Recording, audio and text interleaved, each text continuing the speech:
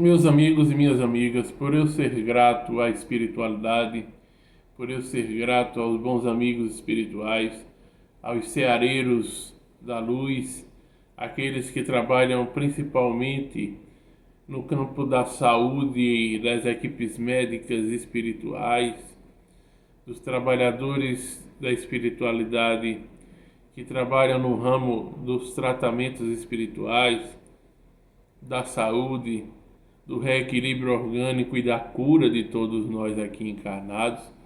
Tudo isso, logicamente, esse trabalho vindo da bondade e da misericórdia divina. Por eu ser grato a todos eles, eu faço vídeos às vezes de agradecimentos e outros de orações, pedidos de orações, porque esses pedidos de orações ou barra meditações que faço é um trabalho que serve tanto para mim como para qualquer pessoa que tenha acesso a esses vídeos no canal. E o mais interessante, quando faço isso, estou fazendo uma conexão de espiritualidade. Não é um mero pedido religioso, não é uma mera oração apenas no sentido de um contato de religião. Não, religião A, B, C, D ou E. Não. A gente, os que são livres pensadores e que vivenciam espiritualidade livre, continuam tendo seus momentos de agradecimento a Deus e de conexão com Deus e de gratidão a Deus e aos bons espíritos e aos espíritos que trabalham com a cura das mais variadas correntes, e continua tendo seus momentos de preces, de orações, de agradecimentos. Isso faz parte de um processo de espiritualização e de consciência de que nós precisamos desse auxílio, de que nós não somos autossuficientes. Então, fazer esse tipo de vídeo e apresentar isso para vocês não é mostrar-se como um canal religioso. Como eu já falei e aqui eu apresento oralmente e de maneira escrita, nós não somos um canal religioso, somos um canal de espiritualidade livre e independente. Só que, justamente por isso, nós temos a consciência de que é importante às vezes fazer vídeos de gratidão, de agradecimento, orações de agradecimento e orações, preces de pedidos de cura. Em outros momentos, trabalhos de cura mesmo, de visita às casas de pessoas que estão necessitando de ajuda. E também de meditações, onde vou focalizar ainda mais também às vezes nesse processo meditativo. Por quê? Porque às vezes você que pode estar assistindo o vídeo pode estar numa condição privilegiadíssima de gozar de uma saúde perfeita e de ter mínimos problemas, quase nenhum problema profissional, financeiro, e está muito bem, obrigado. Já tem outras pessoas que estão em tormentas, em problemas, em situações de desafios muito difíceis, familiares, profissionais, financeiros e ainda no campo da saúde. Ou seja, nós que somos despertos e que se utiliza tanto essas frases de expansão de consciência e buscadores espirituais, temos também esse dever, a partir do momento que nos colocamos como os facilitadores, orientadores, de promover também a ajuda àqueles que estão em situações difíceis. E o mais interessante disso tudo é a gente também, justamente por ter essa expansão de consciência, compreender de que nenhum de nós está livre de absolutamente nada. Nenhum de nós está livre de absolutamente nada aqui na Terra. E vamos falar isso sem aquele olhar dogmático ou fundamentalista ou aquele olhar do karma, não é? nem da lei de causa e efeito, que muitas vezes é vista como lei de ação e reação. Não, não vamos nem entrar nesse mérito, tá? Mas o próprio mérito de que, se estamos vivendo na Terra, dentro de corpos físicos momentâneos, passageiros aqui na Terra, esses corpos têm prazo de validade. Esses corpos têm momentos que vão ter algum tipo de dificuldade, né? E que é muito natural estarmos todos nós, às vezes, suscetíveis a doenças e a situações outras, porque simplesmente estamos vivos, estamos dentro de corpos físicos na Terra, onde somos suscetíveis a bactérias, vírus, fungos, pois é, coisas que qualquer pessoa está vulnerável a tudo isso. Nós somos frágeis, temos um corpo físico frágil e muitas vezes podemos, por mais que tenhamos uma boa imunidade ou nos cuidemos fisicamente também, mesmo para os atletas ou aqueles que fazem academia, como se estivessem fazendo uma academia de intelectualidade, de estudo, né? Porque quando se fala academia, às vezes pode se entender como universidade, faculdade. Não, não está se falando daqueles que estudam 6, 8 horas por dia, que se dedicam a estudos numa academia do ponto de vista educacional, intelectual, de estudo, não. As pessoas costumam fazer academia mais pisando o corpo físico. Essa tem gente que, se puder passar o dia inteiro lá, fica. E tem gente que faz pelo menos 2, 3 horas por dia de academia. Eu particularmente não tenho nada contra isso, mas às vezes eu toco nesse ponto porque há exageros e as pessoas que ficam tanto tempo se doando a cuidados físicos, elas esquecem que, por mais cuidados físicos que elas tenham, existe a vulnerabilidade do corpo físico que vai em algum momento nos pegar, tá? E que, por mais que a beleza escultural, a beleza de corpos atrativos, sexualmente atrativos, bonitos realmente, e tudo isso eles também serão passageiros, eles são transitórios, eles não irão com a gente, eles ficarão. E, portanto, quem exalta por demais o culto ao corpo, a beleza ao corpo físico, esquece que não é corpo, que é espírito. Nós somos espíritos e temos um corpo, e não o contrário.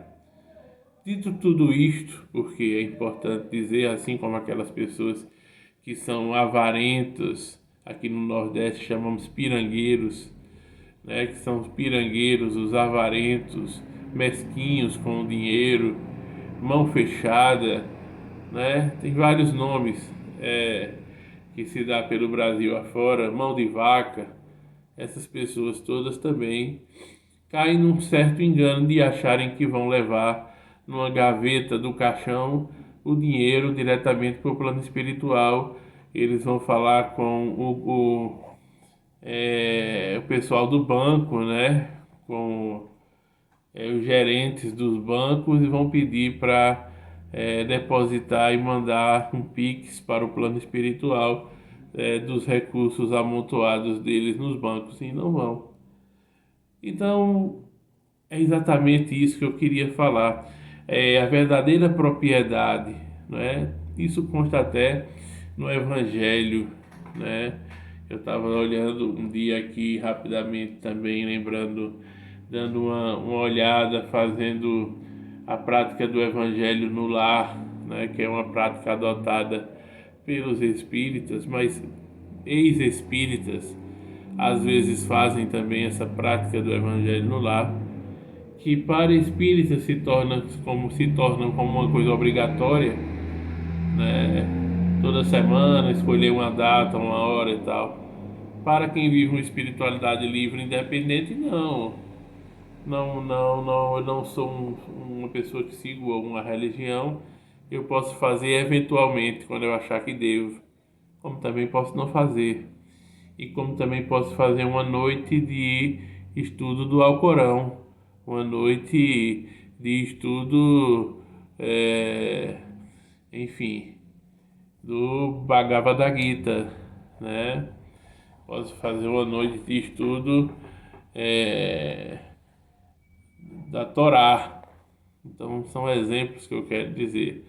Eu estou livre para estudar o que eu quiser. Posso estudar uma noite do estudo da Cabala, uma noite justamente focalizando nos 7 princípios herméticos fundamentais.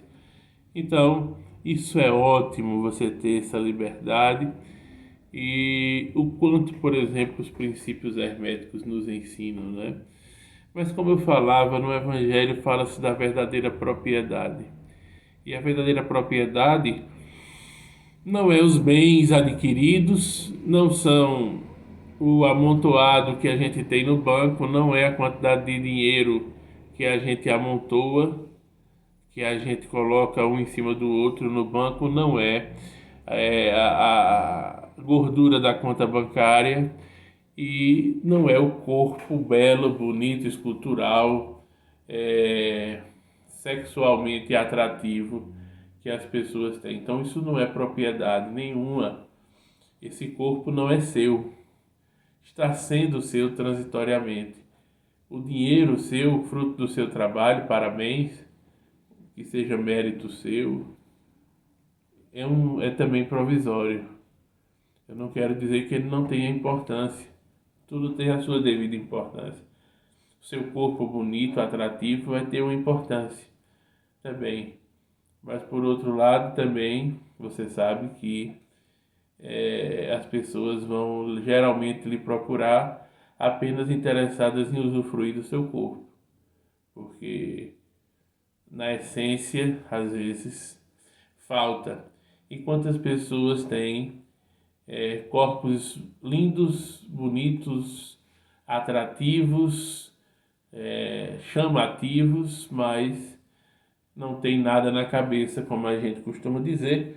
Ou seja, são pessoas que a gente não consegue trocar 5 minutos de conversa porque falta assuntos, né? Falta temas interessantes, inteligentes. A conversa é só sobre academia, corpo, o que é que você tem que tomar para o corpo ficar assim ou assado.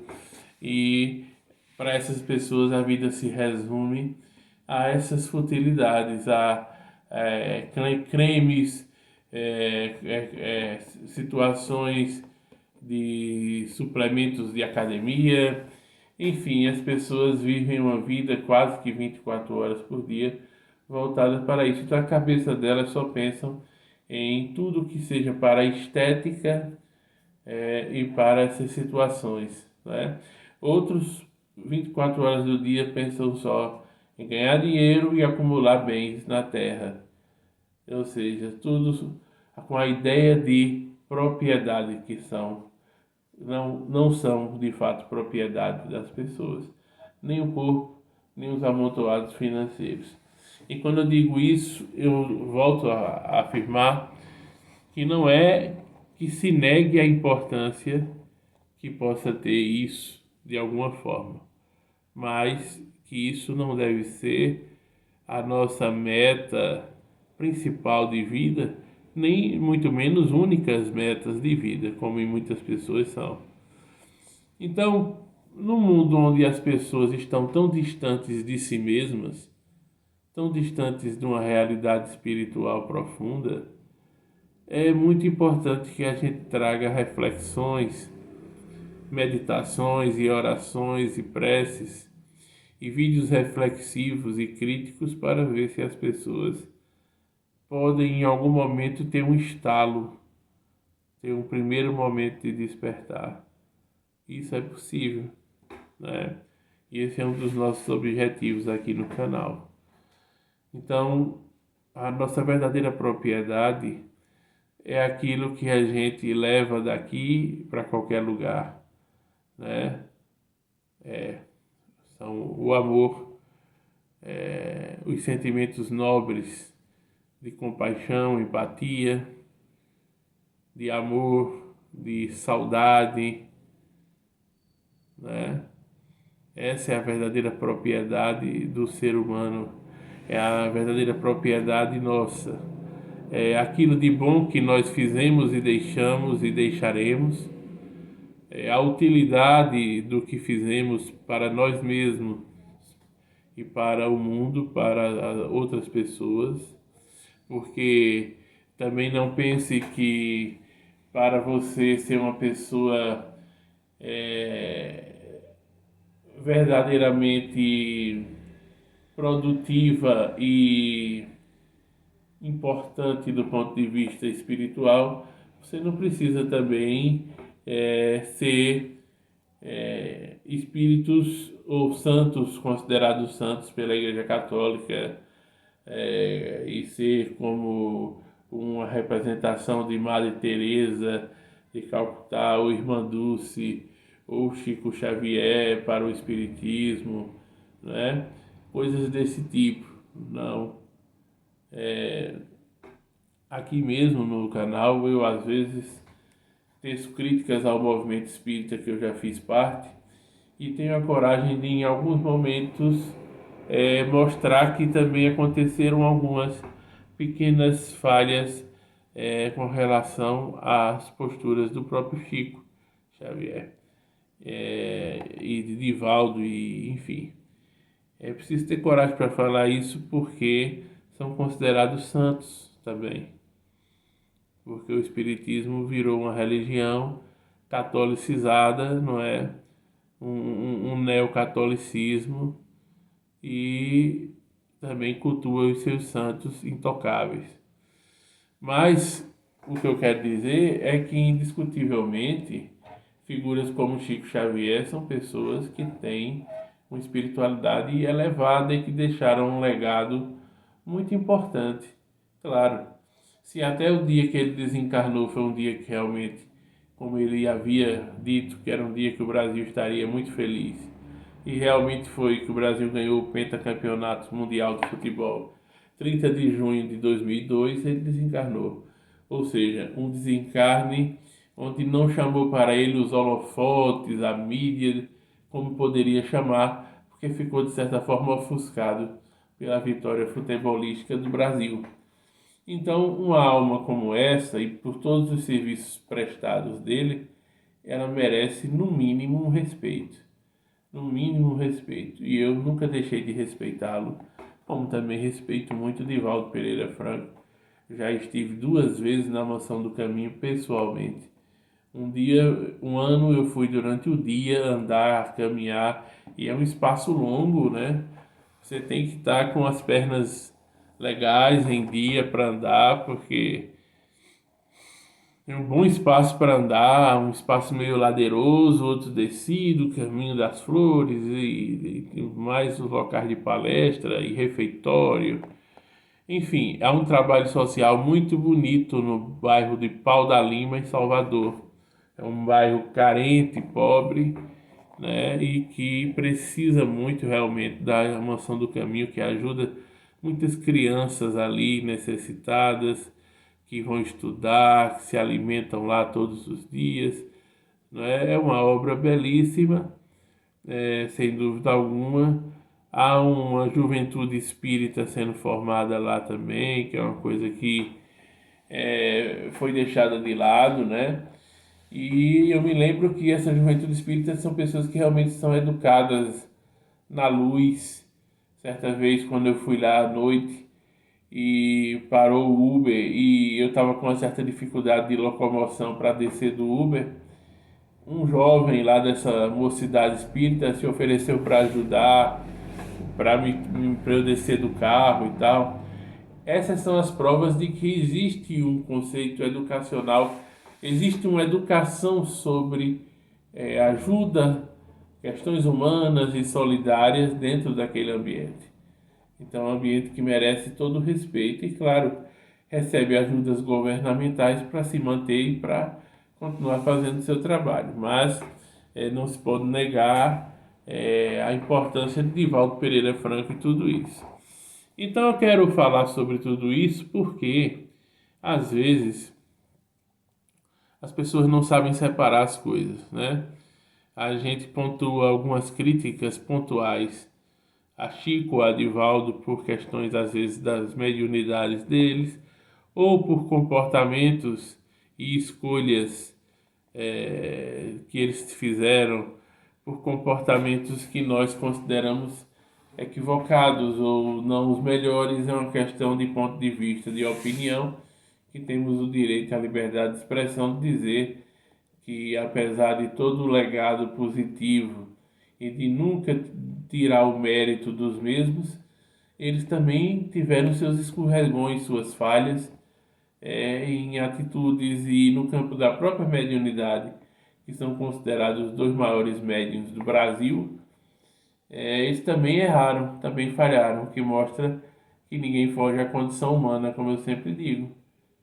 Por mais que sejam médiuns que para alguns são irretocáveis e intocáveis, no fundo eles também erraram, se equivocaram, também utilizaram de muito animismo, e existem situações que a gente pode criticar, porque os seus mentores espirituais são extremamente católicos e passaram isso para eles, Joana de Ângeles e Emmanuel, né? E principalmente eu tenho uma crítica muito forte a Emmanuel pelo que ele fez, a maneira, a postura dele perante Chico, né? Inclusive muita coisa que ele falou, escreveu ou até ameaçou de tirar o Chico do corpo se ele não fizesse ou cumprisse certas coisas,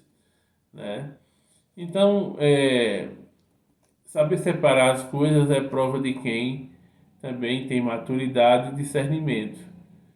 Uma coisa é eu falar, tecer críticas pontuais a Chico, a Divaldo, poderia ser ao Papa, poderia ser a um frei, poderia ser a um pastor de igreja, a um palestrante espírita, a qualquer médium.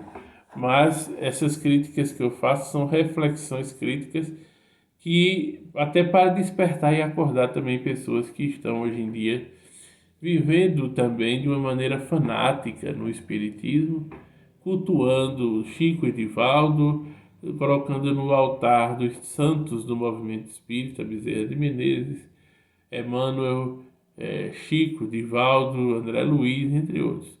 Eu, particularmente, desses assim, gosto mais do André Luiz, porque pelo menos ele teve uma vida mais parecida com a nossa, né? Uma vida, não foi jesuíta, não foi Padre Manuel da Nóbrega, não, ele se demonstra uma pessoa mais comum, com seus erros, suas indecisões e tal, e até no plano espiritual, sua curiosidade excessiva, que era chamada a atenção até por isso, né?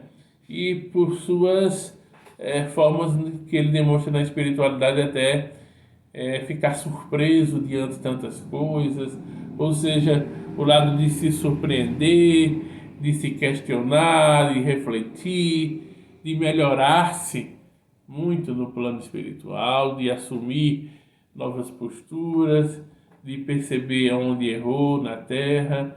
Ou seja, me parece mais um ser padrão normal como todos nós diante desses processos. Então eu particularmente gosto mais do André Luiz do que de Emmanuel e esses outros aí. Embora que tenha aquela frase dele, né? Não critique, não isso, não, não. E aquilo ali eu não gosto, aquilo ali eu acho que a gente pode e deve criticar, porque seres pensadores livres são críticos. Inclusive Jesus foi um grande crítico, né? Que disse sepulcros caiados, raça de víboras, que disse: vocês querem entender as coisas do céu, mas eu explico as coisas aqui da terra, vocês já não entendem. Ou seja, Jesus foi enfático, foi verdadeiro, foi autêntico, espontâneo, demonstrou-se indignado, revoltado no templo dos vendilhões, né? Quando, quando o soldado bate nele, né? E ele não dá outra face, não. Ele olha pro soldado e diz: por que você me bateu? Né? Por que você tá me batendo assim? Não fiz nada contra você. Então, esse é um Jesus verdadeiro, é um Jesus que contesta, que tem um lado de rebeldia, que é contra o status quo. Então, são essas questões importantes para a gente refletir, para que a gente também saiba interpretar bem as coisas, separar bem as coisas, né? Ou seja, até muitas frases que estão aí famosas, a gente precisa interpretá-las bem, trazê-las para o contexto de hoje, não é? Essa coisa de dar a outra face, tudo isso são algumas questões que a gente precisa refletir para que a gente não entre num caminho de levar o pé da letra sem entender o contexto de que essas frases foram ditas e sem compreender que muitas partes do Evangelho foram adulteradas, foram trocadas, foram mexidas, uma série de questões, né? A própria história de Jesus tem muita coisa que foi diferente. E aí tem os apócrifos que precisam ser estudados.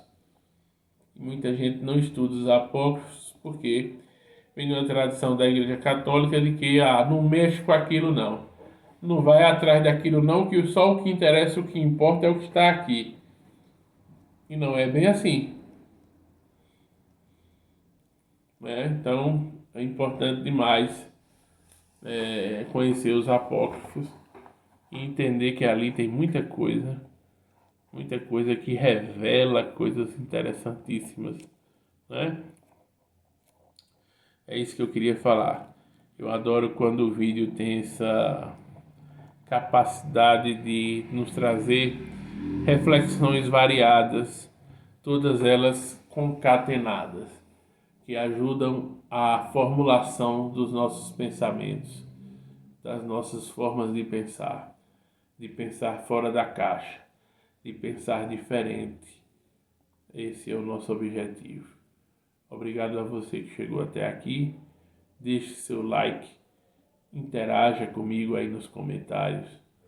E se não for inscrito, por favor, inscreva-se no canal. Se não for inscrita, por favor, inscreva-se no canal e me ajude o canal a crescer mais, a ser mais mostrado e divulgado pelo próprio YouTube.